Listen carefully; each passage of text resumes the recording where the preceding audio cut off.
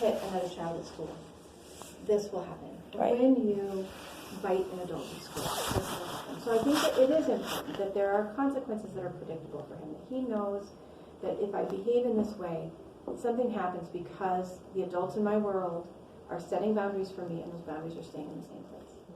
At the same time, I think what we've seen with Josh all year is that he's not going to learn this through consequences. So, like, we still have to do a little bit of that because he needs to see the boundaries. It's not okay, right? And yet, what's pretty clear to me is that he's not going to change his behavior because the consequences are steep enough. Right. The consequences are already steep. Yep. This isn't like, you have to punish me harder, so I'll do it. He's not able to do it right now. He's not able to do some of the things that school is asking him to do. And one of the, just like being in a classroom with 20-some kids, that's asking a lot of kids. And I think he showed us early on, like, that was too much. So we put in some interventions to help give him breaks from that and to give him, the opportunity to say, I need to go take a break. Like, I need to not be in here for this reading lesson right now. But also lots of opportunities to be in there when he's successful. I didn't even introduce you to Carissa Jandar. Did you meet? Okay. And we're fortunate at Cordata to have Carissa doing the job that she does. It's pretty unique in our school system right now. She focuses just on kindergartners and first graders. For kids where we see high social, emotional, behavioral needs, she helps put interventions in place.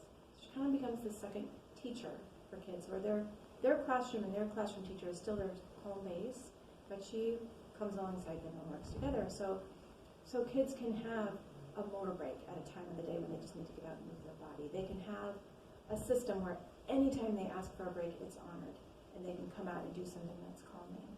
Or, what else? They can have an alternative place for breakfast. It's not so busy as the general ed classroom. But even with all of those, we're still seeing him struggle. And I think another thing that he said, sorry to interrupt you, but just when you were talking about that, he hates the fact that he has somebody with him all day long, every single second. He goes, why do I have to have a, what's it called? What do you guys call it? Para-educator, support teacher. Helper. Yeah. That's not our language. Right. That's what he's, why do I have to have a helper? Well, Joshua, you have to have a helper because you're not making the right decisions, right? And so he goes, no other kids have to have a helper, right? So he feels like he's singled out.